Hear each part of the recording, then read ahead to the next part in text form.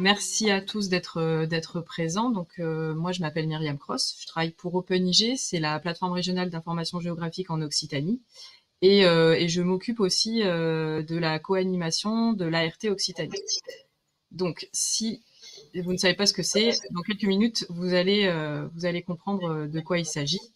Et du coup, voilà, je vais vous donner un petit peu quelques règles. Donc, cette session, elle est enregistrée. Merci de couper vos micros si vous n'intervenez pas. Vous pouvez, au cours des interventions, commencer à poser vos questions sur le chat. Donc, normalement, le chat, c'est matérialisé par des petites bulles. En tout cas, chez moi, c'est en haut à droite de l'écran. Donc, n'hésitez pas à envoyer des messages. On les relaiera à la fin de chaque intervention. Il y a des temps qui sont prévus justement d'échange avec les intervenants. Et donc là, c'est notre première session introductive d'une série de webinaires qu'on consacre au défi de l'eau en Occitanie. Il va être question de données multisources, de méthodes et de services. Et là, aujourd'hui, on a sélectionné 3 intervenants pour introduire le sujet de ces données multisources sur l'eau. Et ceux-ci, ils vont nous apporter justement des éléments sur les apports et les enjeux en Occitanie de ces fameuses données multisources sur l'eau. Au programme, je serai accompagnée par Caroline Mercier pour vous présenter très rapidement ce qu'est Dataterra, le pôle TEIA, le dispositif des ART. On va faire ça un petit peu rapidement donc pour vous introduire la série de webinaires. Ensuite, Nané Chaignan d'Hydrosciences Montpellier vous présentera donc des résultats de recherche sur tout ce qui concerne l'hydrologie et les enjeux sociaux.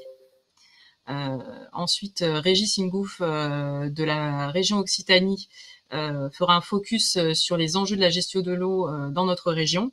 Et enfin, on terminera avec Nils Souterrand, qui est chargé de mission GEMAPI à la métropole de Montpellier, qui lui vous présentera un cas concret sur les données qui sont utilisées pour la prédiction et la gestion du risque inondation dans la métropole de Montpellier.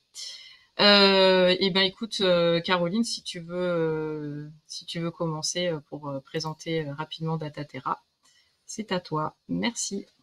Merci Myriam, bienvenue à tous. Donc effectivement, pour cette introduction, on pense aux enjeux scientifiques et sociétaux sur ces enjeux de l'eau qui, à l'échelle même d'une région comme l'Occitanie, ont besoin de données de recherche, qu'elles soient fiables, calibrées, qualifiées, pérennes et disponibles sur de longues séries temporelles. Et intégrées dans le sens où qu'elles soient systémiques, globales, pour prendre en compte la complexité des processus dynamiques du système Terre à différentes échelles spatio-temporelles et à l'interface même de plusieurs interfaces, comme on va en discuter tout au long de cette série de webinaires sur le continuum Terre-Mer. Donc oui, la IA infrastructure de recherche Dataterra est centrée sur la question des données et des services pour répondre à ces enjeux-là. Donc vous avez plusieurs chiffres sur cette diapo, je ne vais pas tous les énumérer, c'est pour montrer un petit peu notre structuration, qui est-ce que ça comprend, quel est son périmètre. La gouvernance Dataterra est partagée avec 30 partenaires, dont 8 tutelles institutionnelles, dont plusieurs représentants et directions régionales sont bien connus en Occitanie. Donc pour Dataterra, c'est dans... L'infrastructure est constituée de 5 pôles de données et services qui représentent chacun un compartiment du système Terre.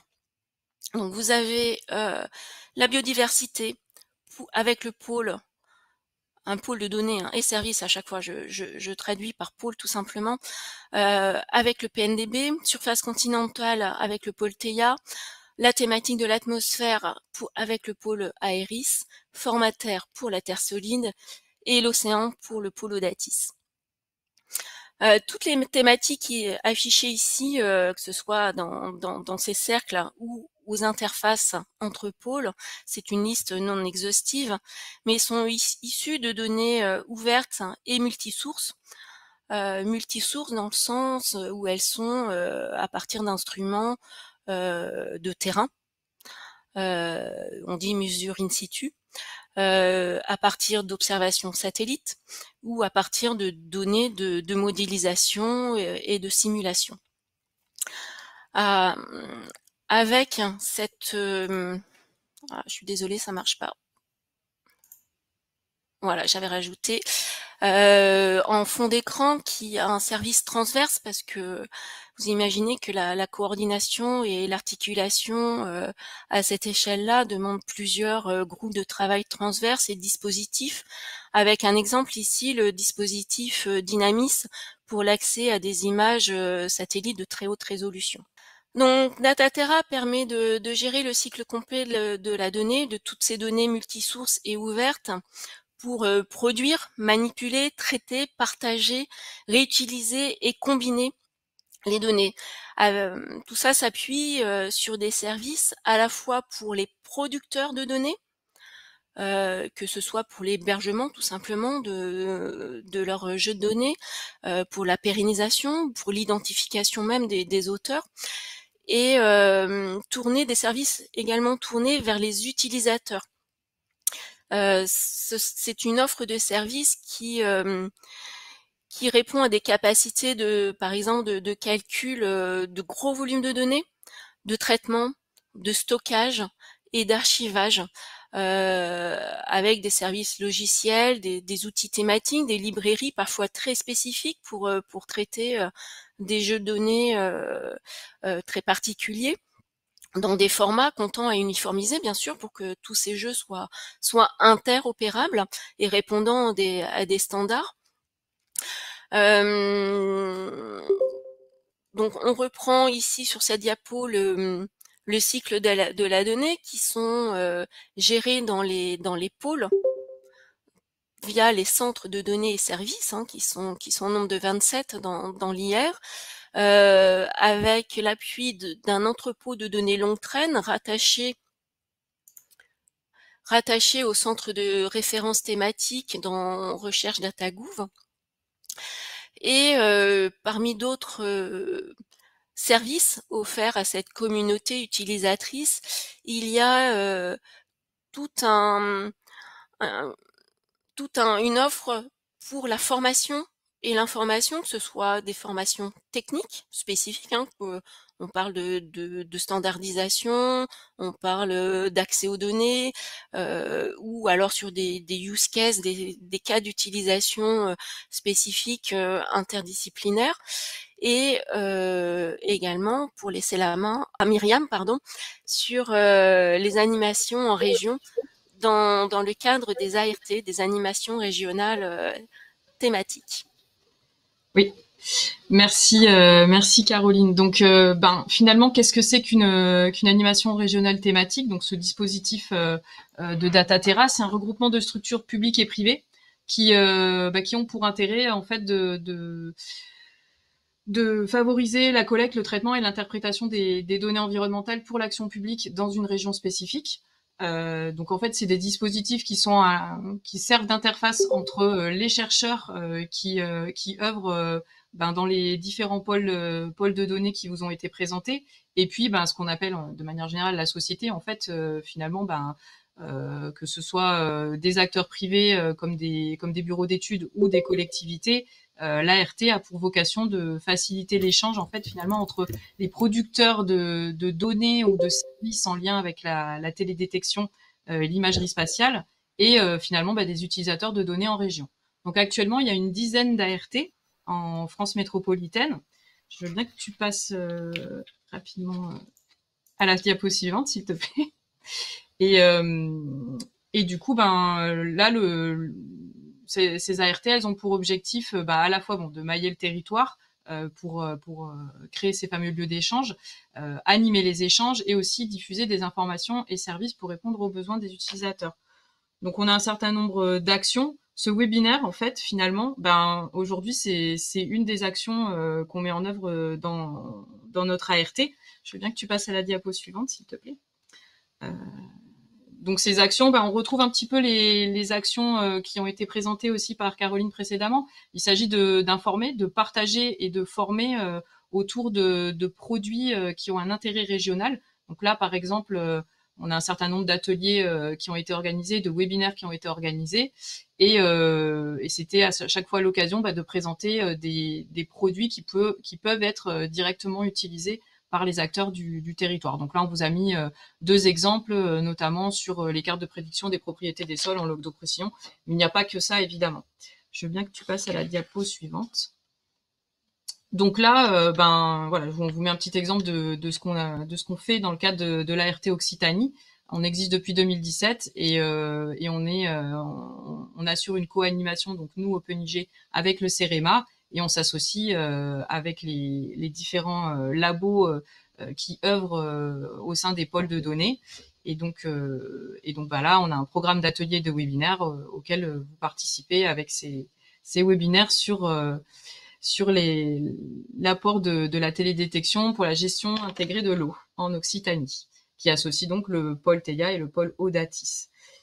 Je veux bien que tu passes à la diapo suivante. Donc assez rapidement, pour suivre l'actualité des ART, on a un certain nombre de sites internet, on a des listes de diffusion, on a aussi un contact permanent. Je vous communiquerai aussi celui de l'ART Occitanie, puisque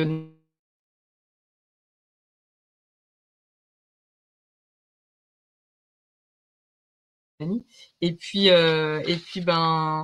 si vous avez des questions, vous pouvez les poser dans le chat. J'y répondrai au fur et à mesure, et je vais passer ensuite la parole à Nané Chaignan pour qu'elle ait le temps de pouvoir développer son propos.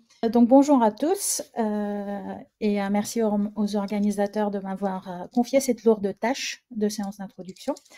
Je m'appelle Nané Chaignan et je suis chercheur à l'IRD, affectée à Hydrosciences Montpellier. Donc je travaille beaucoup plus au sud, mais je crois qu'on travaille, quand on parle d'enjeux de l'eau, on parle tous de la même chose, à savoir que l'eau peut être considérée comme une ressource, auquel cas il faut qu'on s'intéresse aux processus hydroécologiques, notamment aux interfaces de la zone critique. L'eau peut être un risque, c'est un peu plus mon domaine d'activité, les crues et les inondations, il y a aussi les sécheresses, et l'eau peut être un vecteur de contaminants, et là, il y a tout un pan de la chimie et de la microbiologie avec laquelle on collabore pour essayer d'avoir des résultats. Et ces enjeux sont très prenants actuellement parce que, comme vous le savez, on est dans un contexte de changement global. Le GIEC prédit une augmentation des températures, une augmentation de la fréquence des événements extrêmes, sécheresse et crues, et on est face à une population qui augmente. L'hydrologie a ça de particulier que c'est une science dont l'objet est vraiment petit en termes de volume, si on compare le volume des eaux fraîches par rapport à des eaux douces, par rapport au volume total d'eau qui est disponible sur Terre. Et pour ceux qui travaillent sur la surface, la proportion d'eau sur laquelle on travaille est encore plus intime.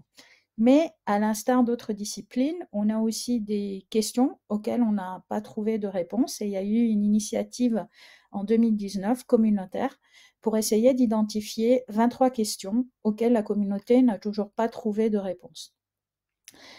Et les organisateurs de cette activité se sont vite rendus compte que finalement, se poser ces questions-là, c'était beaucoup plus difficile en hydrologie que dans d'autres sciences comme les mathématiques qui avaient été à cette initiative au début du XXe siècle. Parce qu'en hydrologie, on a des systèmes qui sont non linéaires avec des effets seuil. En fait, on a des conditions limites et des caractéristiques qui sont inconnues. Autant quand vous faites de l'écoulement dans un canal, vous avez une idée précise de votre géométrie. Autant quand c'est un cours d'eau, le profil en travers, vous pouvez le mesurer, mais alors là, de le reproduire, il va falloir trouver une forme équivalente souvent. On a un gros problème parce que nos mesures sont peu reproductibles. En science, quand vous voulez être sûr de vos résultats, vous répétez l'expérience. Or, une pluie, vous pouvez la mesurer, mais l'événement pluvieux suivant, il va être différent en termes d'intensité, de dynamique, d'origine.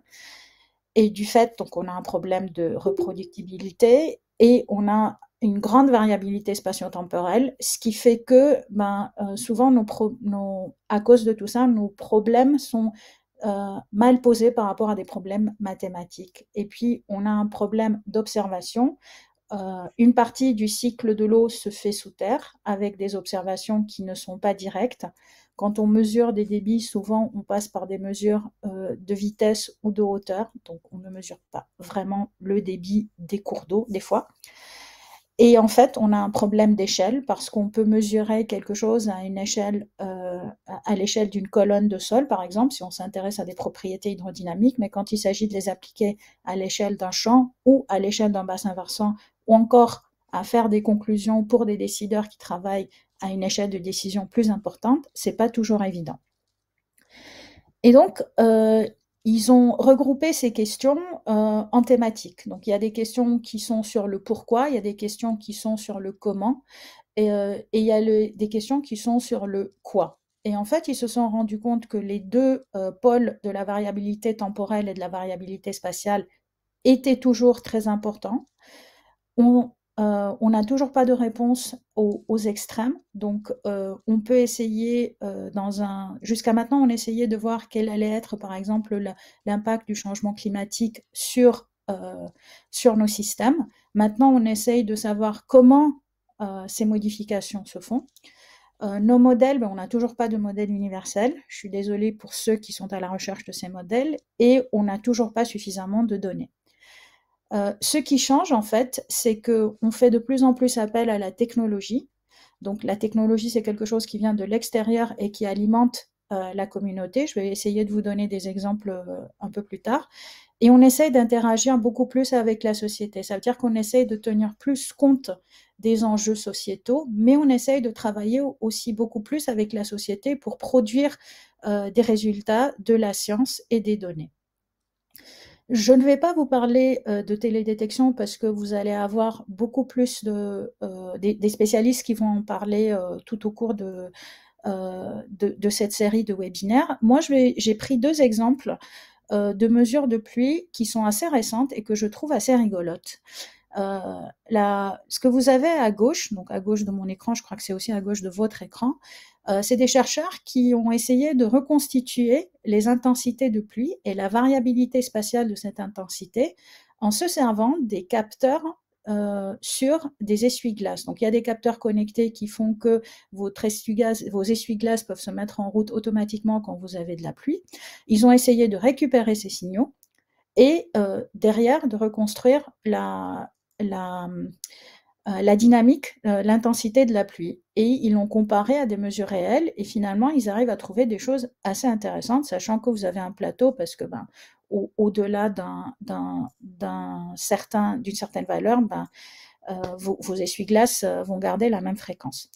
L'exemple de droite, c'est ce que font des collègues du JET et de l'IGE. Ils se servent de l'atténuation de l'onde porteuse entre 2 relais de téléphonie mobile pour avoir une estimation de la quantité de pluie.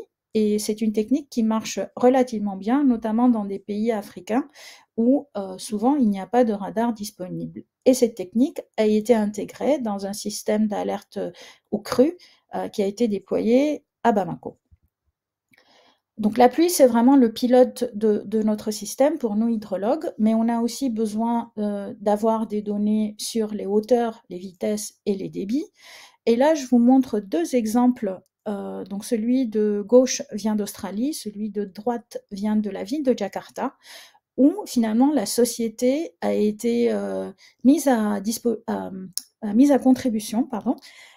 Donc il s'agit de ce qu'on appelle maintenant les sciences participatives, pour essayer de reconstituer des valeurs, de retrouver des valeurs de hauteur d'eau, qui ensuite ont permis de valider les sorties d'un système d'alerte de crue. Dans le deuxième cas, l'image de droite, c'est des gens qui ont utilisé Twitter. Donc, il y a eu un accord passé entre les chercheurs et Twitter pour tweeter à chaque fois qu'ils étaient dans une zone inondée. Donc, il y a eu la géolocalisation du tweet et la reconstitution de la hauteur d'eau. Donc, derrière, ça fait appel à des techniques d'imagerie et une technique qu'on utilise de plus en plus dans notre discipline, comme partout ailleurs, c'est l'intelligence artificielle. Donc là, c'est un graphique que j'ai tiré d'une publication par González et al. Dans 2022. Donc, ils ont essayé de voir le nombre de publications, donc d'essayer d'estimer notre recours à ces techniques d'intelligence artificielle au cours du temps. Donc sur ce graphique, sur l'axe des Y, vous avez le nombre de publications, sur l'axe des X, vous avez la date, et les couleurs représentent différentes applications en hydrologie. Ils se sont basés sur un moteur un catalogue qui est celui de Web of Science, qui est quand même un catalogue assez sélectif, sur la période 2000-2021, et ils ont essayé de regarder les applications de modélisation géospatiale. Donc quand vous regardez, vous verrez que la couleur majoritaire, c'est le bleu ciel, qui correspond à la modélisation hydrologique, qui utilise des techniques d'intelligence artificielle pour alimenter ces modèles ou pour construire des modèles. Alimenter ces modèles, ça veut dire utiliser tout ce qui est imagerie pour faire de la classification de sol, par exemple, ou pour faire de l'occupation du sol, mais aussi utiliser des modèles d'intelligence artificielle pour faire de la prévision de débit et pour faire de la simulation de creux. Nous, dans notre laboratoire, on s'est allié à des spécialistes en intelligence artificielle pour répondre à un enjeu spécifique qui était celui des creux. J'ai été affectée au Maroc et je me suis rendu compte que je travaillais sur la ville de Fès, que je n'avais pas beaucoup de données sur le réseau d'eau pluviale et le réseau d'assainissement. Et je me suis dit, bon, avec tout ce qui se fait en télédétection, on devrait être capable de détecter les plaques d'égout et les avaloirs. Donc, ce sont des éléments de surface par lesquels ces réseaux communiquent avec la surface, et ensuite de reconstituer le tracé de ces réseaux. On a lancé un premier projet. Ensuite, on s'est dit, mais en fait, il faut pas juste avoir le tracé, il faut aussi savoir avoir un descriptif de ces réseaux, comment avoir une idée des diamètres, comment avoir une idée des rugosités. Et pour ça, nos collègues, on leur a demandé de faire de l'analyse de texte et du traitement automatique de langage pour essayer donc de compléter notre base de données sur les réseaux d'eau. Et ensuite, on s'est dit, non mais là, on a trop d'informations, il va falloir qu'on fasse de la fusion. On peut avoir X créations de réseaux. Comment on fait pour choisir le plus adéquat, le plus correct, celui qui a le moins d'incertitude, pour ensuite faire de la modélisation.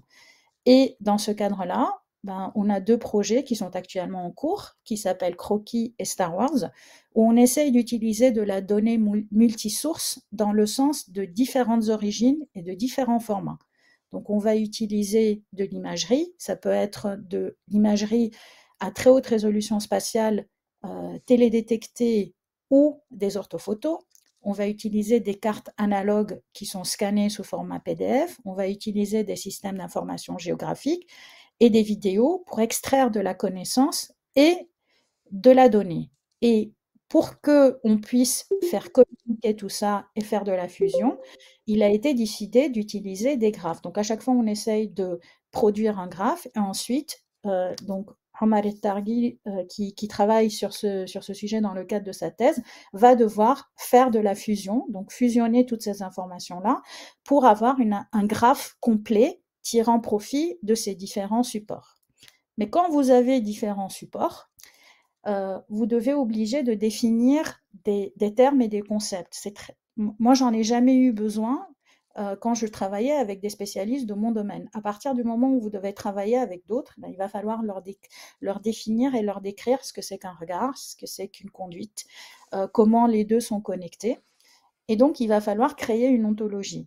Alors, je vous ai mis 3 images pour essayer d'expliquer un peu la différence entre une ontologie et un géostandard que certains d'entre vous utilisent dans leur vie professionnelle. Un géostandard, ça sert à décrire des données et à préciser des formats pour les échanger. Là, vous avez l'exemple du géostandard RAPA qui concerne les réseaux d'eau potable, d'assainissement et pluvial. Donc, si vous lisez bien, il va falloir que vous lisiez ce qui est écrit dans cette petite phrase pour savoir que les sous-classes appareillages et ouvrages héritent leur géométrie de celle qui correspond à la classe nœud. Donc, si vous n'êtes pas un humain et que vous voulez traiter ces informations-là par une machine, vous n'allez pas pouvoir le faire. Alors que quand vous basez sur ce géostandard pour créer une ontologie, vous avez toute la hiérarchie qui est structurée et vous allez pouvoir en plus intégrer des règles logiques et faire du raisonnement dessus. Au milieu, vous avez un SIG qui est une représentation graphique de ces éléments-là avec une table attributaire. Donc, dans le cadre d'une autre thèse, qui est celle de Batoul Haïdar qui est en cours, on propose une ontologie pour les réseaux d'assainissement et le réseau pluvial. Jusqu'à maintenant, de ce qu'on a vu dans la littérature, ça n'existait pas. Et pour ça, on s'est basé sur le géostandard français RAPA et la directive INSPIRE européenne. La directive INSPIRE, c'est celle qui oblige, enfin qui donne, on ne va pas utiliser le mot obligé, c'est celle qui indique aux États membres quelles sont les données sur les infrastructures qui devraient échanger et sous quel format. On a utilisé le guide technique d'assainissement de Montpellier 3e. On a traduit ce qui était écrit en texte en règle logique. On a utilisé, et on les remercie beaucoup, la Régie des eaux de Montpellier et la métropole pour avoir ces différents supports de données, donc les vidéos, les bases de données, etc. Et en nous servant des bases de données qui sont en accès libre, on a créé un appareillement entre cette couche, on va dire, beaucoup plus abstraite qu'on a créée et les données qui sont disponibles sur le web. Donc voilà, on a notre ontologie et en se servant d'un intermédiaire qui est un logiciel qui existe, donc je ne vais pas le détailler, on peut faire la correspondance entre ce qui est appelé par exemple pipe dans notre ontologie et ce qui est une conduite, et ensuite entre diamètre et diamètre, etc. Il ne s'agit pas juste d'une traduction linguistique. Et ça va nous permettre derrière, comme on peut faire, comme on a déjà intégré les règles métiers, de voir quels sont les objets qui ne respectent pas les règles de construction de Montpellier 3e. Par exemple, il est dit qu'une canalisation doit être obligatoirement reliée à un nœud.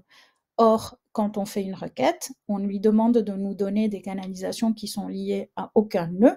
Il va nous sortir un certain nombre de résultats. Et ce que vous voyez, c'est que d'une date à l'autre, il y a des corrections qui sont faites dans la base de données.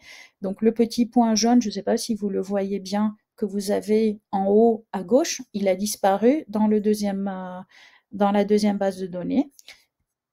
Ce qui se passe aussi des fois, c'est qu'en essayant de corriger une erreur, vous en créez une autre. Et nous, on fait des retours à la Régie des eaux. On a eu une réunion avec eux la semaine dernière. Ces résultats les intéressent beaucoup. Et ils nous ont même demandé d'aller un peu plus loin. Là, un deuxième cas, donc dans le guide technique, il est écrit en toutes lettres que les canalisations doivent être numérisées selon le sens d'écoulement. Ça, c'est une information qui est utile pour nous parce que des fois, on n'a pas des cotes amont et aval dans les bases de données. Or, quand on reconstruit les nœuds amont et aval selon cette règle qui dit le sens de numérisation, c'est le sens d'écoulement, on se retrouve avec une canalisation d'eau usée qui se déverse dans une canalisation d'eau pluviale, ce qui ne devrait pas exister. Mais en fait, on s'est rendu compte que là, c'était juste un problème de numérisation. C'était juste que quelqu'un avait mal numérisé la conduite, donc il n'y avait pas de problème. Ce n'était pas de l'eau usée qui se déversait dans le pluvial, mais l'inverse. Et donc, on peut faire des tests aussi pour les canalisations qui ont été numérisées en double, pour trouver des stations de relevage qui ne sont pas connectées à des conduites forcées, etc. Donc tout ça pour vous dire que notre discipline, pour répondre aux enjeux sociétaux, utilise des techniques qui ont été développées par d'autres disciplines. Pour ce qui concerne la télédétection, depuis les années 80, c'est des techniques qu'on utilise, qu'on sait utiliser. On s'est aussi approprié l'intelligence artificielle, notamment pour tous les problèmes de modélisation et d'optimisation de ces modèles. Mais en fait, on se rend compte que les auteurs de la revue que j'ai citée se sont rendus compte qu'il y avait qu'on n'utilisait pas souvent encore l'IA pour faire de la prise de décision pour ce qui concernait l'eau, et ils disent que ça, c'est dû au fait qu'il y a un faible niveau d'explicabilité. En fait, quand un système IA vous donne une recommandation ou fait un choix, il faudrait que vous soyez capable de savoir pourquoi ce choix a été fait. Et c'est ce qui a permis le développement de tout un pan de leur recherche à eux qui concerne l'IA explicable, qui concerne la causalité. On essaye de comprendre pourquoi tel phénomène, pourquoi quand j'ai tel type de données avec tel autre type de données, je peux... Non, je me suis mal exprimée. Supposons que je vais vous donner un cas concret. Supposons que j'ai une conduite et que je vois qu'il y a des fissures. Est-ce qu'en me servant d'autres bases de données qui concernent le bâti, les rues, etc., je suis capable de trouver une explication à cette fissure-là? Est-ce qu'il y a des contextes particuliers qui permettent d'avoir ce résultat-là au niveau de cette conduite? On a toujours des questions qui sont sans réponse pour nous scientifiques. On n'a pas réglé nos problèmes de variabilité spatio-temporelle, on n'a pas réglé nos problèmes de changement d'échelle. Donc, on n'est pas, c'est ce qui fait que souvent, on n'est pas en mesure d'adresser tous les besoins de la société, alors que ce soit des usagers ou des collectivités ou des gestionnaires, mais on y travaille. Et vos données imparfaites, en fait, pourraient faire le bonheur de chercheurs qui travaillent justement sur des données imparfaites, incertaines, incomplètes, etc. Donc, merci de continuer à les distribuer, merci de continuer à les mettre en accès libre, parce que franchement, ça alimente vraiment notre recherche, et c'est en les utilisant aussi qu'on sera peut-être capable de répondre aux défis de la société. Donc, je vais m'arrêter ici et je ne sais pas si j'ai dépassé le temps. Et si vous avez des questions, je serai ravie de tenter d'y répondre. Merci beaucoup, Néné, pour votre présentation. Est-ce que vous avez des questions dans le chat? Si jamais, vous pouvez les poser directement en écrivant. Si jamais, en attendant, moi j'ai une question pour vous par rapport à votre besoin en données. Comment est-ce que ces besoins ils remontent jusqu'à vous? Est-ce que ça fonctionne par commande? Est-ce que c'est grâce à des recherches que vous menez indépendamment, vous choisissez vos sujets? Comment est-ce que vos intérêts de données remontent? En fait, c'est souvent des sujets sur lesquels nous travaillons. Si jamais je ne travaillais pas en milieu urbain, je ne me serais peut-être sans doute pas intéressée aux problèmes de données liés au réseau d'assainissement et au réseau pluvial. Parce que ce qui m'intéressait à la base, moi, c'était de modéliser des crues, de paramétrer des modèles de crues et éventuellement de faire un peu plus de cartes d'inondation. Donc, il y a des chercheurs dans certaines disciplines qui travaillent vraiment sur la création de la donnée.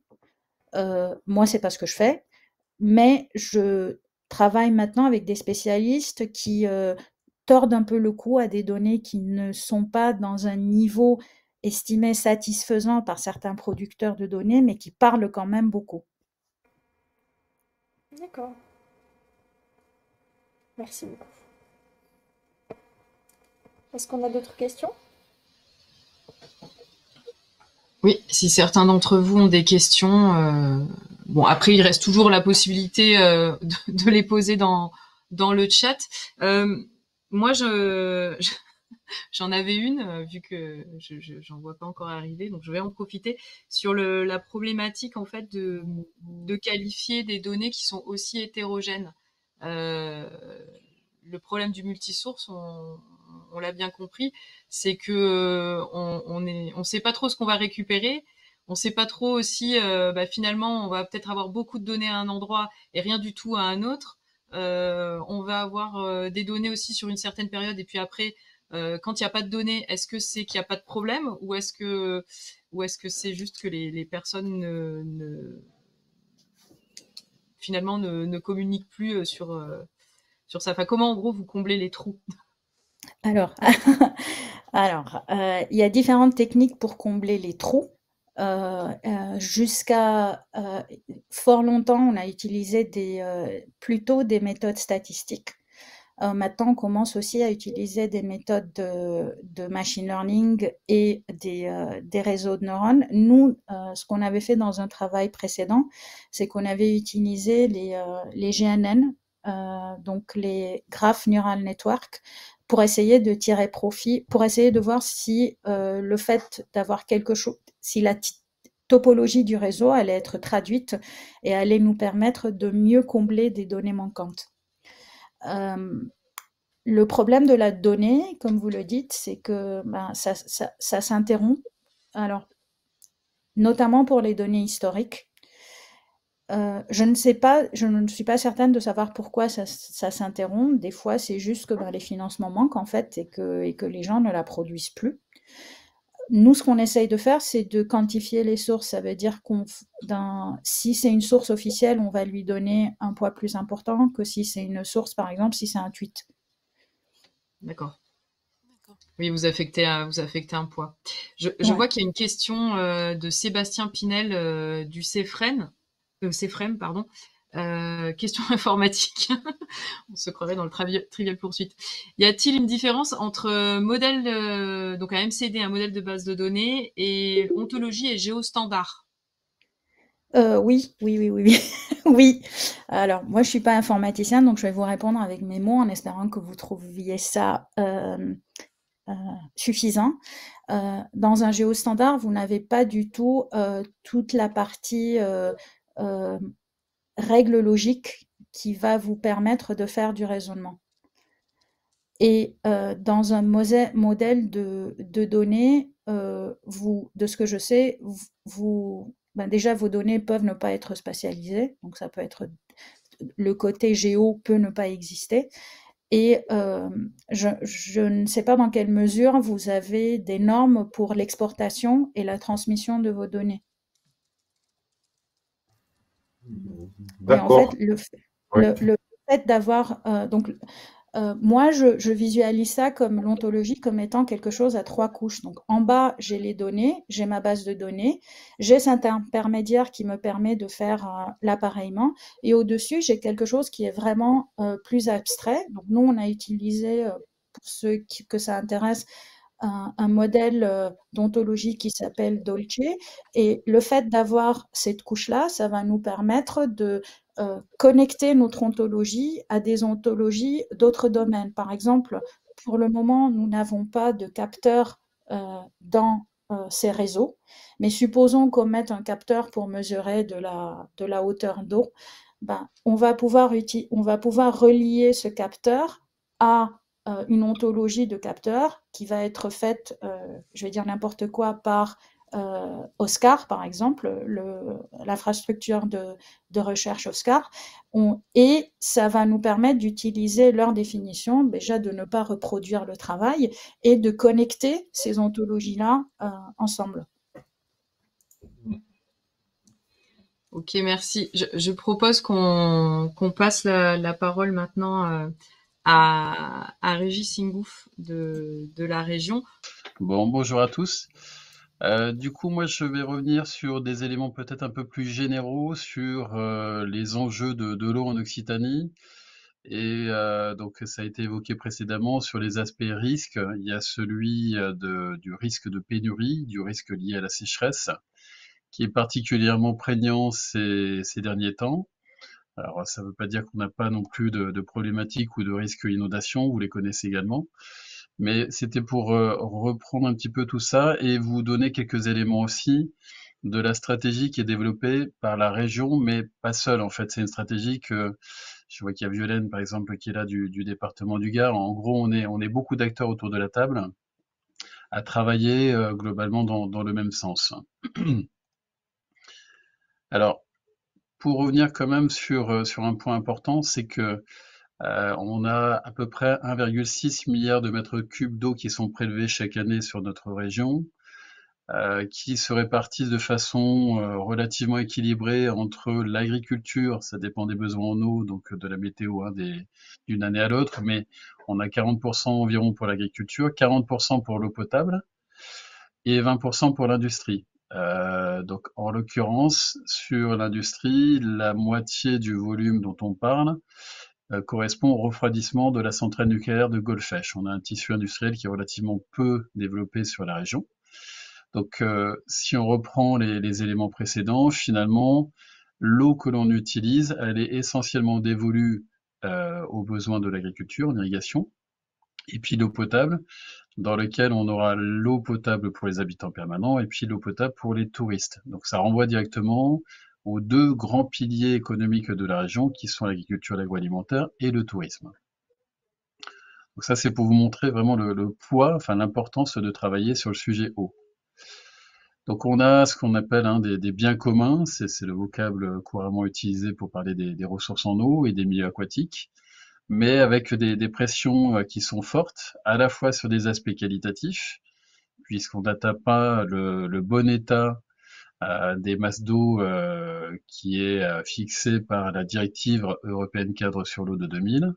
Et puis, sur un aspect plus quantitatif, on considère qu'on a un déficit à l'échelle régionale d'environ 200 millions de mètres cubes par an entre les besoins en eau et les ressources disponibles. Donc ça aussi, c'est forcément tributaire de la météo, de la pluviométrie, puisque la pluviométrie va à la fois dicter la disponibilité de la ressource, mais aussi les besoins en eau des plantes. Donc globalement, ce qu'il faut retenir, c'est qu'on n'est pas à la maille entre les besoins en eau et les ressources disponibles, et que de façon quasi inéluctable, chaque année, on a des arrêtés sécheresse qui tombent sur différents territoires régionaux. Tout ça va s'accroître dans l'avenir. Alors je suis désolé, je ne vous dresse pas un panorama très très positif, mais je vais essayer de nuancer ensuite. En lien avec le changement climatique, dont les effets sont évidents. Au passage, vous remarquerez qu'il y a un autre élément qui est important, c'est aussi la démographie. Donc on parle souvent de changements globaux et non pas simplement de changement climatique, parce qu'on a une évolution de la population qui est toujours à la hausse sur notre région. On a environ 40 000 nouveaux habitants chaque année. On a dépassé les 6 millions d'habitants et on devrait atteindre les 7 millions d'ici 2050 ou peut-être même avant. Et vous voyez sur la carte de gauche que en plus, pas de chance, les secteurs qui sont les moins arrosés, donc les secteurs en jaune, le secteur littoral et l'axe de la Garonne, ce sont aussi les secteurs qui sont les plus densément peuplés sur notre région. Et puis dernier élément, on en a parlé rapidement, les touristes, on a la volonté, donc ça c'est aussi quelque chose avec lequel il faut arriver à trouver un équilibre, il y a une volonté politique de l'ensemble des acteurs régionaux de pouvoir continuer à développer l'offre touristique, et on est à 220, un peu plus de 220 millions de nuitées par an, et c'est un chiffre qui est encore en augmentation. Alors bien sûr, tout ça a des impacts majeurs sur les milieux. C'est important d'en parler, parce que nos milieux sont impactés, et pas que nos cours d'eau, globalement les sols, la végétation, etc. Et aussi, de façon directe ou indirecte, les activités économiques. Et là, je vous ai repris quelques éléments de la problématique rencontrée depuis maintenant 3 ans sur les Pyrénées-Orientales, où on a une pluviométrie qui est anormalement basse et un déficit qui est juste hallucinant, vraiment impressionnant à voir. Donc avec des incidences, comme vous pouvez le constater sur l'agriculture, avec on est au-delà du fait de perdre des récoltes sur une année, on perd le fond, c'est-à-dire qu'il y a en arboriculture, il y a des arbres qui ont été coupés, des vignes qui ont été arrachées parce les arbres sont morts, les plants de vignes sont morts. Et puis, bien sûr, il y a des incidences aussi sur le tourisme, des incidences en matière d'incendie, etc.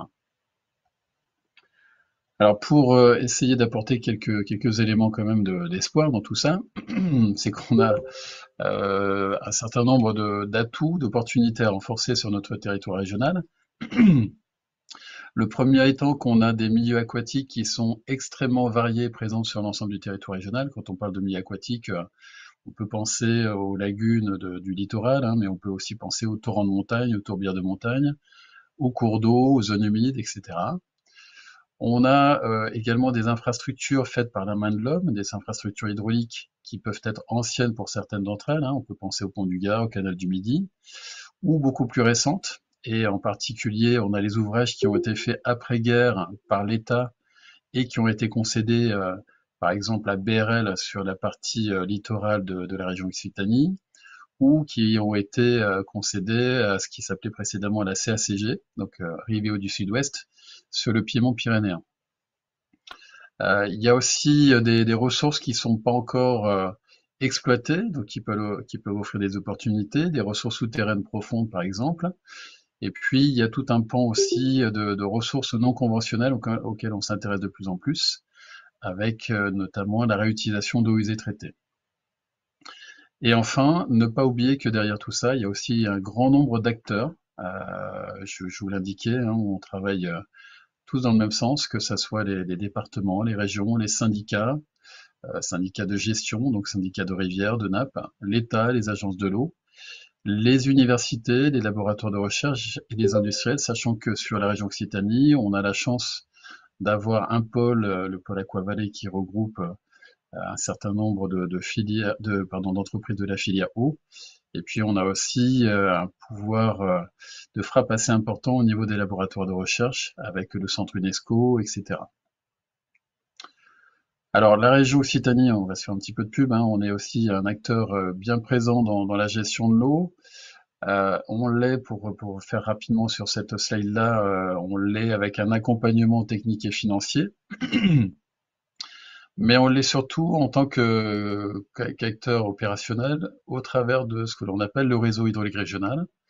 Donc si vous êtes passé au-dessus, par exemple, du canal Philippe-Lamour, le canal Philippe-Lamour est géré par BRL, mais c'est un ouvrage qui appartient à la région. De la même façon que le barrage des Monts d'Orbe, de la même façon que le barrage ou la retenue d'eau de la Gonguise. Donc on est propriétaire d'ouvrage, ce qui est assez original, hein. On est 2 régions simplement en France à être propriétaire d'ouvrage, avec la région Sud-PACA. Alors je passe vite, hein, mais l'objectif, bien sûr, en étant propriétaire d'ouvrage, c'est de pouvoir intervenir directement sur une gestion durable de la ressource en eau et de pouvoir notamment sécuriser l'approvisionnement en eau sur l'ensemble des usages dont on a pu parler, que ça soit l'eau potable, le tourisme, l'agriculture, etc. et les milieux. On a voté, je vais être très très bref, hein, mais on a voté en juin 2023 un nouveau plan eau régional, justement pour répondre aux sécheresses répétées, qui s'articule autour de 3 grands axes. Un premier axe qui concerne la sensibilisation et la mobilisation de l'ensemble des acteurs et des habitants de l'Occitanie. Alors, c'est vraiment une volonté politique de pouvoir travailler sur ce sujet-là, considérant que sur, par exemple, la problématique inondation, finalement, les populations qui sont impactées sont relativement sensibilisées. Par contre, sur la problématique de pénurie d'eau ou de sécheresse, il y a un déficit, pardon, il y a un déficit d'information ou d'intégration de ce concept qui est vraiment très important et qui est aussi lié au fait que beaucoup d'usagers considèrent qu'ils payent l'eau de leur robinet et que lorsqu'ils ouvrent leur robinet, c'est un dû, l'eau doit couler. Alors que dans les faits, on a quand même des ressources qui peuvent être mises à mal, et notamment qui l'ont été de façon très concrète sur les derniers étés, les dernières années. Donc il y a un vrai sujet autour de la sensibilisation. Il y a aussi un sujet autour de l'exemplarité, parce que l'idée, c'est pas non plus de donner des leçons de morale, il faut qu'on travaille, nous, par exemple, région, en étant une grande collectivité, sur nos lycées. On a une consommation d'eau, on a à peu près 220, 230 lycées publics au niveau de la région, et on a une consommation en cumulé qui dépasse le 1 million de mètres cubes à l'année. Donc il y a aussi des choses à faire en matière d'économie d'eau, et l'intérêt des lycées, c'est de pouvoir travailler aussi sur la sensibilisation en donnant une dimension pédagogique aux actions qu'on peut mettre en place. Et puis on a donc 2 autres axes qui sont assez classiques, qui consistent à travailler sur la demande en eau, donc en favorisant l'optimisation des usages de l'eau, les économies d'eau. Alors on parle de lier sobriété et innovation, donc sobriété, on est vraiment sur cette notion de l'économie d'eau. Innovation, c'est justement de pouvoir travailler sur la réutilisation de l'eau. On est très en retard en France sur ce sujet-là par rapport à d'autres pays européens, tout simplement parce que on a été globalement un pays plutôt, enfin on est un pays plutôt riche en termes de ressources, et que maintenant qu'on est un peu au pied du mur sur certains secteurs géographiques, c'est une thématique dont on s'empare et d'un point de vue réglementaire notamment, qui a connu des évolutions assez récentes pour précisément permettre de pouvoir travailler davantage sur cette opportunité. Donc ça, c'est l'axe 2, optimiser les usages. Et le troisième, qui est cette fois-ci de travailler alors sur l'offre entre guillemets, parce que l'idée c'est pas non plus de dérouler des autoroutes de l'eau comme on peut des fois en entendre parler, mais d'essayer d'apporter des solutions de sécurisation des besoins en eau, des milieux, des activités, toujours dans une idée de partage de la ressource. Et ça devient un sujet extrêmement important, le sujet du partage entre les usages, ou même des fois à l'intérieur d'un même usage, hein, c'est-à-dire qu'on perçoit sur les dernières années des tensions qui peuvent exister, y compris sur un usage, par exemple l'usage agricole, hein, et puis aussi entre territoires. On a, je suis passé très rapidement tout à l'heure sur le réseau hydraulique régional, mais le réseau hydraulique régional repose en particulier sur deux ressources qui sont la ressource Rhône et la ressource Orbe. Et actuellement, les ouvrages qui ont été réalisés au travers du projet qui s'appelle Aquadomitia permettent d'amener de l'eau du Rhône jusque dans l'Aude. Donc voilà, on est bien sur une notion aussi de partage d'une ressource qui est présente sur le territoire régional. Donc je vais pas passer forcément tous les éléments du plan eau parce que ça serait un peu fastidieux. Et je voudrais simplement pouvoir faire le lien avec le sujet donné, hein. Alors, nous ne sommes pas producteurs de données au niveau de la région Occitanie, enfin pas producteurs, on en produit aussi, mais on n'est pas forcément un gros producteur de données. Par contre, forcément, on utilise de la donnée de façon importante et en lien avec ce que je viens de vous exposer sur le plan eau, sur des sujets de sensibilisation, d'information du grand public. On accompagne le développement d'outils tels que celui qui a été mis en place par le département des Pyrénées-Orientales qui s'appelle la plateforme Visio. Vous avez une capture d'écran qui vous montre un peu ce qui figure. Donc en l'occurrence, on a des éléments sur l'état des ressources en eau superficielle et souterraine sur l'ensemble du territoire départemental. Et en lien avec ça, sur un autre onglet que vous ne voyez pas, mais les arrêtés sécheresse qui ont été pris et les restrictions d'usage qui peuvent exister. Un autre exemple aussi de données, d'outils qu'on utilise, c'est Aquanoticia, donc qui a été développé cette fois-ci par BRL, précisément pour travailler sur la gestion des ouvrages du réseau hydraulique régional dont je vous parlais précédemment. Et donc là, vous avez des éléments sur l'Orbe et le barrage des Monts d'Orbe. Comme je vous expliquais, c'est un ouvrage qui appartient à la région, qui est géré par BRL. Et donc, on utilise aussi, bien entendu, ce genre d'outils pour pouvoir travailler, comme outil d'aide à la gestion de nos ouvrages régionaux. Donc voilà, je suis peut-être passé un peu rapidement, mais je suis à votre disposition pour toute question. Merci beaucoup, Régis, pour votre présentation. En attendant qu'il y ait quelques questions qui arrivent dans le chat, vous pouvez laisser votre écran en partage si vous voulez. En attendant qu'il y ait quelques questions dans le chat, vous avez parlé de sensibilisation. Je me demandais comment est-ce que vous, à la région, du coup, vous gérez les échanges avec la population par rapport à cette ressource en eau. Est-ce que c'est des rencontres, des sessions d'information, ou est-ce que vous avez des demandes individuelles auxquelles vous répondez? Comment est-ce que vous gérez ça? Alors, les demandes individuelles, c'est forcément compliqué, parce qu'on ne peut pas répondre non plus à toutes les sollicitations, mais on essaye d'être présent sur des événements grand public, avec la difficulté, mais je crois qu'on la rencontre un petit peu tous, qui est que sur des événements classiques, type colloque scientifique ou d'information même grand public, on a pratiquement toujours le même public qui vient. On a des personnes qui sont déjà conscientisées des problématiques sur les enjeux de la ressource en eau. Et donc la question qu'on se pose de plus en plus, c'est de savoir comment est-ce qu'on peut arriver à toucher l'ensemble des publics, et notamment ceux qui ne viennent pas sur ces événements-là. Donc on essaie de travailler sur d'autres réflexions, sur la valorisation, par exemple, du patrimoine aquatique ou du patrimoine hydraulique régional, en se disant que c'est une façon finalement de sensibiliser aussi des touristes, des habitants, en allant voir le pont du Gard, au fait que on a travaillé sur la gestion de l'eau à toutes les époques finalement de l'humanité. Et on essaie de travailler on a lancé un concours photo il y a quelques années. On réfléchit aussi à la façon de pouvoir passer par des par du théâtre, avec des choses assez précises aussi, hein, là-dessus, de travailler sur des sciences participatives de façon générale. Enfin, on essaie d'explorer finalement toutes les options possibles. D'accord, pour qu'il y ait de la mobilisation derrière, en fait. Absolument. Je D'accord. vois une question dans le chat qui est pour le coup plus centrée sur l'aspect données, Ouais. l'accessibilité des données. Donc c'est Kevin Dodin qui vous demande s'il existe une cartographie libre d'accès de l'hydraulique agricole, canaux, ouvrages de la région. Donc que ce soit BRL mais aussi des ASA, donc les associations d'irrigation. Au regard des enjeux de partage de la ressource, avez-vous une stratégie de partage de la ressource information?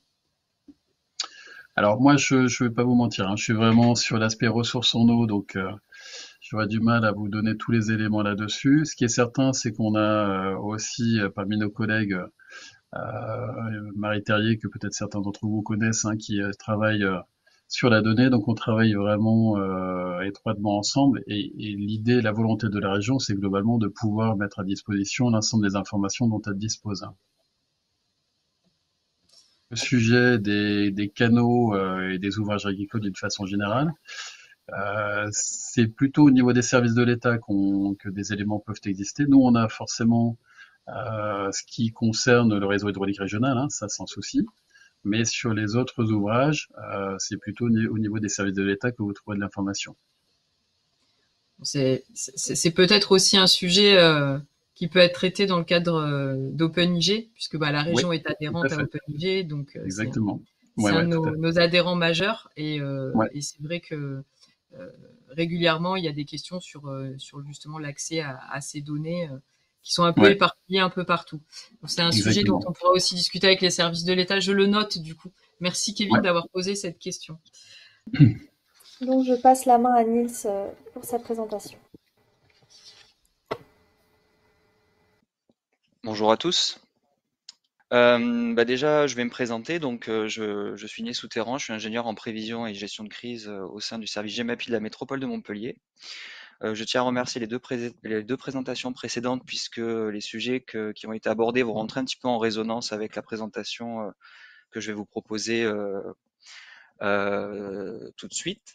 Donc, grosso modo, je vais vous présenter, nous, ce que l'on a mis en place en termes de parcs de mesure afin de surveiller, si vous voulez, les crues en temps réel sur un territoire qui est un petit peu particulier. Donc, ça concerne un peu cette première diapositive. C'est un petit peu pour présenter aussi à ceux qui participent au webinaire, ben voilà un petit peu des éléments de contexte, hein. Donc nous, le territoire de la métropole, on est pris un petit peu en sandwich entre la mer Méditerranée, qui est notre façade littorale, avec, on va dire, les premiers contreforts des Cévennes, notamment avec le massif du Pic Saint-Loup et de l'Ortus. Donc cette configuration, tout simplement, nous amène à subir, entre guillemets, de plein fouet les épisodes dits cévenols et épisodes méditerranéens, dont effectivement on est un petit peu considéré par le GIEC comme le hotspot du changement climatique. Et c'est vrai que j'y reviendrai un petit peu plus tard. Finalement, ces éléments qui sont énoncés par le GIEC, nous on les ressent et surtout c'est mesurable. C'est mesurable notamment à travers nos capteurs de mesure qui depuis des années on se rend compte qu'on a des dynamiques de crue qui sont de plus en plus violentes, de plus en plus rapides. Et en tant que collectivité, on se doit d'apporter des réponses concrètes, notamment à nos politiques, qui ont cette responsabilité, notamment de protéger leur population. Concernant le service GEMAPI, très rapidement, donc nous, on est gestionnaire de 30 km de digues, on a une trentaine de bassins écrêteurs de crues, on a 2 barrages qui sont classés, pour à peu près 300 km linéaires de cours d'eau. On a effectivement des étendues de lagunes et des zones humides et un tout petit périmètre finalement de trait de côte qui est de 9 km avec la commune de Villeneuve-les-Maglones en façade méditerranéenne. Tout ce dispositif permet effectivement de protéger un volume de personnes, à peu près 35 000 personnes et surtout beaucoup d'emplois qui sont protégés à travers ces ouvrages de protection. Et j'aborde ce sujet des ouvrages de protection parce que j'y reviendrai plus tard. On a des obligations réglementaires qui nous incombent, notamment en matière de surveillance. Donc maintenant que je vous ai planté un petit peu le décor au niveau de la présentation géographique, on va rentrer un petit peu dans le vif du sujet.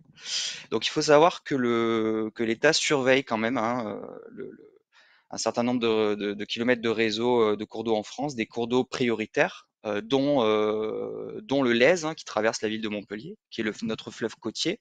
Donc ce cours d'eau est surveillé. En plus, est complété hors réseau réglementaire, on a le dispositif Vigicru Flash que vous connaissez peut-être, qui permet effectivement de pouvoir apporter notamment des alertes et des surveillances par rapport à des dynamiques de petits cours d'eau qui sont extrêmement rapides dans notre contexte méditerranéen. Cependant, quand on compare cette couverture de Vigicru Flash et des capteurs qui sont implantés par le service de prévision des crues, ben, on se rend compte que sur notre territoire, il y a des trous dans la raquette. Et donc ces fameux trous dans la raquette, malheureusement, ben, ça concerne des vrais besoins, hein, parce qu'on a des cours d'eau qui ne sont pas couverts et qui sont extrêmement sensibles et qui vont générer des débordements et des conséquences sur notre territoire en matière de désordre, en matière de surface inondée, de dégâts, etc. Donc pour pallier finalement à cette carence-là, la métropole de Montpellier, on a décidé effectivement bah, de prendre en main un petit peu la surveillance de nos cours d'eau et on a installé un parc aujourd'hui de 40 capteurs de mesure. D'accord. Donc parmi ces stations, on a des mesures de niveau d'eau hein, directement, donc on mesure les crues. On a des pluviomètres aussi sur certains secteurs qui nous permet de vérifier au sol bah, la quantité de pluie qui peut tomber par rapport au lambda radar qui nous est proposé par Météo France, avec qui on a passé des contrats aussi, avec Predict Service également. Et on a un réseau de quelques caméras sur des secteurs assez précis pour effectivement vérifier l'inondation en temps réel à l'aide de ces caméras. Du coup, ce parc de mesures qui commence à être assez conséquent quand on le compare finalement à nos collègues de la ville de Nîmes, par exemple, au SMIAG, côté Cannes, mais également dans l'Aude, on se rend compte que finalement, on commence effectivement avec nos collègues à instrumenter de plus en plus nos territoires pour les surveiller, parce que forcément, comme le disaient mes collègues précédemment, on est un territoire très attractif, donc on a des populations qui arrivent chaque année. Donc, on a une urbanisation voilà, qui commence à être de plus en plus conséquente. Donc, au-delà des problématiques d'ailleurs de débordement de cours d'eau, on a de sérieuses problématiques de ruissellement urbain sur notre secteur. Et donc, ce parc de capteurs vient répondre à, on va dire, 4 grands types de besoins. Donc, on va utiliser finalement cette donnée dans plusieurs cas. Le premier, c'est pour de la gestion de crise. Donc, on surveille en temps réel les crues de nos cours d'eau, ce qui permet en fait de déployer des actions municipales et métropolitaines de gestion de crise. Typiquement, je reviens juste sur ma slide précédente, les capteurs que vous voyez ici, on travaille de manière assez fine avec les communes où est implanté le capteur pour qu'elles puissent être destinataires de certaines alertes émises directement par ces stations d'ailleurs, dès qu'on a un seuil qui est franchi, que ce soit de la pluviométrie ou de la hauteur de cours d'eau. D'accord. Donc, on va dire que le premier besoin auquel on répond, c'est vraiment surveiller les cours d'eau pour déployer des actions de gestion de crise. Ensuite, nous, dans le cadre de la compétence GEMAPI, on se doit, on a des obligations de surveiller nos ouvrages de protection, d'accord, qui sont consignés qui sont consignés dans nos consignes de sécurité. Et donc, dès que l'on a construit un ouvrage, on se doit de le surveiller. Donc, on y implante un capteur pour le surveiller tout simplement à distance. Et évidemment, on a une équipe opérationnelle le jour où on a un événement météorologique qui permet de déployer des moyens humains aussi sur le terrain. Donc ça, c'est vraiment le deuxième besoin qui devait incomber à la métropole de Montpellier, notamment à notre service, puisqu'on doit rendre des comptes au service de l'État sur ces sujets. La troisième utilité de la bancarisation de ces données-là, c'est de pouvoir aussi alimenter des retours d'expérience lorsqu'on subit des événements météorologiques pour expliquer finalement ce qu'il s'est passé avec les différents acteurs opérationnels du territoire, que ce soit métropole, collectivités, syndicats, etc. Donc c'est vrai que cette donnée-là qui est bancarisée va apporter beaucoup de plus-value et de compréhension, notamment pour la rédaction des retours d'expérience. Voilà. Et la dernière utilité, c'est qu'on utilise aussi cette donnée dans le cadre de projets de recherche et développement Donc je vais en citer un parce qu'actuellement, on est en train d'en mener un et ça répond un petit peu à la présentation de Madame Chaignan au tout début. C'est notamment, j'ai retenu cette phrase de la méconnaissance de l'eau qui est infiltrée dans nos sous-sols, et c'est pas faux. Et c'est une des raisons pour lesquelles actuellement, nous, la métropole de Montpellier, là, et notamment notre service, on mène une étude avec le BRGM pour comprendre en fait le fonctionnement du karst sur la partie Mosson-Coulazou, donc qui est une partie qui est à l'ouest de notre territoire, dans la dynamique des crues. Donc l'idée c'est qu'on a implanté des piézos dans les sous-sols à certains endroits pour comprendre effectivement la capacité de rétention et d'absorption de ce karst-là et quelle incidence ça va avoir en fait dans la dynamique de crue du cours d'eau de la Mosson et du Coulazou. Donc ça, voilà, c'est une traduction concrète on essaye effectivement nous d'aller chercher ce qui se passe en fait sous nos pieds. Pour que derrière, eux, ils puissent établir un abac de crue et venir alimenter un outil que je vais vous présenter aussi et je vais en discuter un petit peu tout à l'heure.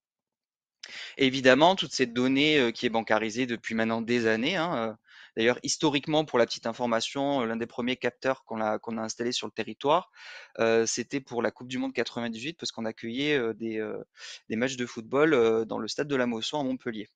Stade de la Mosson qui, à l'époque, a été construit dans le lit mineur de la Mosson.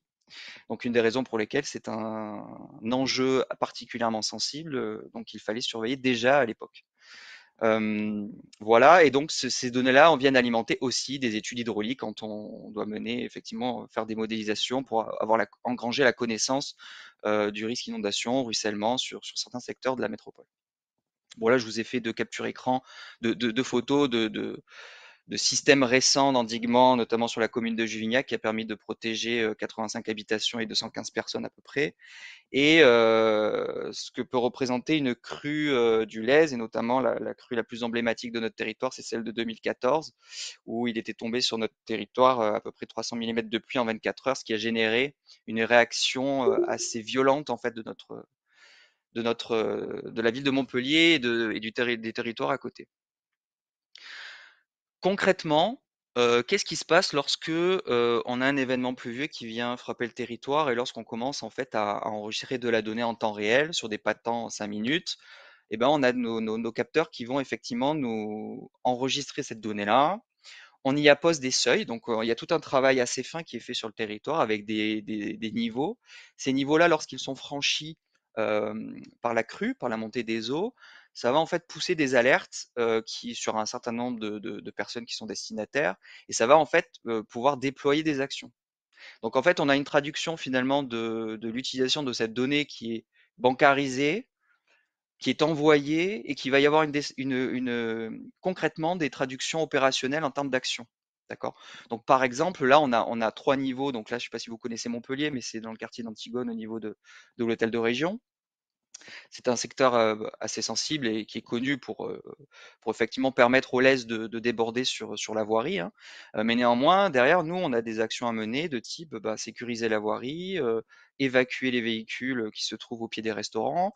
Et donc, grâce finalement à ces mesures en temps réel, ça nous permet effectivement de pouvoir anticiper et de pouvoir en tout cas sécuriser certains secteurs et donc de protéger à quelque part, de sauvegarder la population. J'ai fait un petit zoom là sur comment physiquement à quoi ressemble une station de mesure. Donc ici vous avez sur le tablier du pont l'installation d'un radar qui permet de mesurer le niveau d'un cours d'eau avec une onde qui est envoyée à la surface et qui est réfléchie dans le capteur. On a systématiquement maintenant, dès que l'on met un capteur de mesure, une échelle millimétrique à côté, pour plusieurs raisons. Déjà pour vérifier si la mesure elle est correcte, et puis aussi si jamais on a un capteur qui tombe en panne, et ben on peut venir vérifier physiquement la hauteur du cours d'eau via cette échelle millimétrique. Et puis là, je vous ai pris une petite photo de la composition des différents composants que peuvent se trouver dans une armoire de mesure avec voilà, la centrale d'acquisition, le modem, on a une batterie, etc., etc. Mais ce qui est important, là ici, c'est de pouvoir sécuriser finalement la transmission de cette donnée puisque le jour où on est le jour où on vient à gérer en fait une crise, si on a un capteur qui tombe en panne, ça peut poser un problème. Donc pour éviter effectivement pour pallier finalement à ces différentes pannes qui peuvent exister, on a mis en place de la redondance, notamment sur la transmission de la donnée. Et ça, c'est important d'appuyer sur ce point-là. Donc nous, on a déployé 4 types finalement de redondance. Donc on a le modem 3G 4G que vous connaissez via la téléphonie mobile. Donc ça nous permet effectivement déjà de couvrir l'enregistrement. C'est l'enregistrement classique que l'on a dans toutes nos stations. Sur certaines stations stratégiques, on a eu la chance d'avoir la fibre optique qui passait à proximité. Donc on a récupéré ce mode de transmission-là.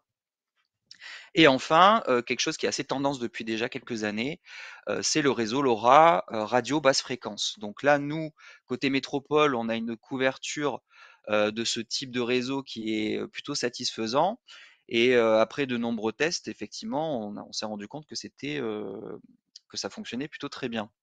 Donc chaque station aujourd'hui est équipée de ce modem LoRa qui permet en fait de sécuriser la transmission de la donnée. D'accord?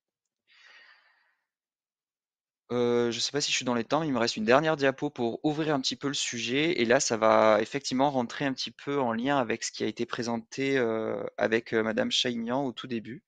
C'est, aujourd'hui du coup, on souhaiterait côté métropole de pouvoir s'engager, sur de la prévision de crues.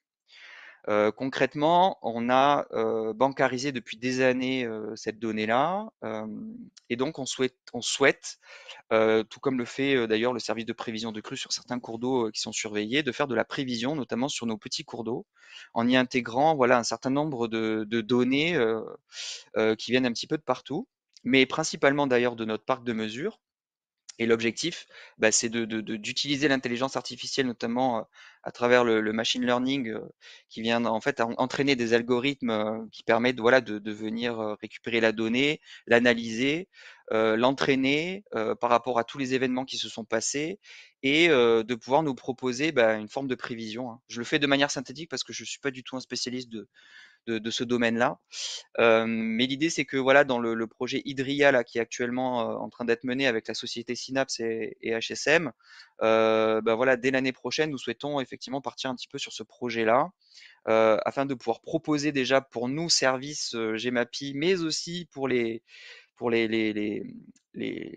comment dire, les maires et les DGS des communes, une forme de prévision de crues qui peuvent en tout cas les aider à anticiper certaines choses. Je pense notamment à de la fermeture de voirie, à de l'alerte dans des secteurs sensibles, permettant en tout cas d'informer les populations concernées directement par des débordements de cours d'eau et éventuellement procéder, le cas échéant, à l'évacuation de certains secteurs qui peuvent se trouver derrière des ouvrages de protection qui peuvent être menacés par des surverses, etc. Donc voilà un petit peu ma présentation. Donc moi j'ai terminé. Je me tiens à votre disposition si vous avez des questions. Merci Nils, Voilà. c'est parfait. Il nous reste justement quelques minutes pour ces questions. Je vois une question de Kevin Dodin, qui est très actif. On le remercie d'ailleurs. Combien coûte une station de mesure?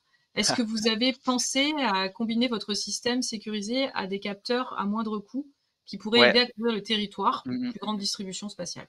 Ouais, tout à fait. Donc ça, c'est une question qui revient systématiquement dans mes présentations. Je crois que je vais laisser finalement dans mes présentations le coût que ça peut engendrer pour les collectivités, parce que c'est vrai que finalement c'est un peu le nerf de la guerre, hein, déployer un parc de capteurs conséquent. Il faut compter selon le type de capteur, parce qu'il peut y avoir simplement une sonde de mesure avec peu de paramètres. Il peut y avoir une sonde de mesure avec un pluviomètre. Il peut y avoir une sonde de mesure avec un pluviomètre, un mesure Limni plus une caméra. Donc grosso modo, c'est variable entre 8 et 15 000 euros une station, tout compris. D'accord? Voilà. Il y a une autre question de Caroline, si tu veux la poser en direct. Peu importe, merci Nils. On entend, oui, souvent parler d'épisodes Cévenol, qui sont peut-être propres à la région Occitanie et PACA, enfin, sur cette façade méditerranéenne en tout cas, Mm. et termes qui n'ont pas été ou peu employés dans vos présentations. Est-ce que ce terme est galvaudé ou faut-il l'utiliser dans des cas bien particuliers? Bon, alors moi, je suis pas un spécialiste, mais de ce que je comprends, donc on fait la différence entre deux types de phénomènes sur notre territoire. On a les épisodes Cévenol où finalement vous avez ce cumulonimbus, cette cellule orageuse poussée par les vents du sud qui va venir se confronter en fait au relief tout simplement, qui va jouer un rôle de barrière. Et donc les nuages vont venir en fait se bloquer. Et donc, comme vous pouvez l'imaginer, il va y avoir une stationnarité de cette cellule orageuse dans les massifs et déverser une quantité importante d'eau, ce que l'on appelle l'épisode Cévenol. Parce que historiquement, effectivement, dans le Gard notamment, dans l'Hérault, on a le massif des Cévenols qui vient en tout cas faire barrière. Ensuite, on a un autre type qui s'appelle le phénomène méditerranéen. Alors moi, je le comprends comme ça, c'est un phénomène qui a à peu près la même dynamique, c'est-à-dire qu'on a une cellule orageuse qui va venir en fait se former au-dessus de la mer Méditerranée et qui va venir plutôt traverser la plaine montpelliéraine, les secteurs en fait plutôt de plaine. Soit en déversant de manière très rapide avec une lame d'eau qui va traverser le territoire en peu de temps, mais qui va quand même générer de fortes réactions, ou alors même cet épisode méditerranéen peut être stationnaire, d'accord, sur cette fameuse plaine. Donc voilà comment moi je définirais avec mes mots la différence entre ces deux types de phénomènes. Alors il y a des spécialistes ici peut-être qui pourront peut-être apporter de meilleures précisions, mais voilà comment moi je le définirais avec mes mots. Merci Nils. Moi j'ai une dernière question, enfin une dernière question, on pourra prendre encore une ou deux questions. Moi j'ai une question qui porte plus du coup sur votre dernière diapo. Vous présentez le projet Hydria. Ma question c'est est-ce que ce projet est transférable à d'autres territoires et notamment dans la région? Si oui, à quelles conditions en fait Voilà, parce que ça m'interpelle de voir un projet qui pourrait être aussi utile à d'autres territoires. Oui, alors là, je suis pas très bien placé pour répondre à cette question. Néanmoins, il faudrait interroger directement Hydrosciences Montpellier ainsi que la société Synapse qui travaille sur ce projet-là, hein. Mais je vois pas l'inconvénient, si vous voulez, de colporter ce type de programme-là sur d'autres territoires à partir du moment où ça fait à partir d'un certain nombre d'années où on a de la donnée qui est bancarisée. Il y a quand même, comme le disait, voilà, la première présentation de Madame Chaignan, en fait, la difficulté, c'est de pouvoir aussi rendre propre une donnée, hein. On s'est rendu compte, nous, lorsqu'on a fait un premier jet d'analyse sur certains de nos capteurs, bah voilà, il y a des petits artefacts qui faussent un petit peu la donnée enregistrée depuis des années. Donc, il y a tout un processus de nettoyage pour mieux lisser effectivement cette donnée-là, la rendre propre, la rendre utilisable, et pour pouvoir effectivement après entraîner leur modèle et leur algorithme.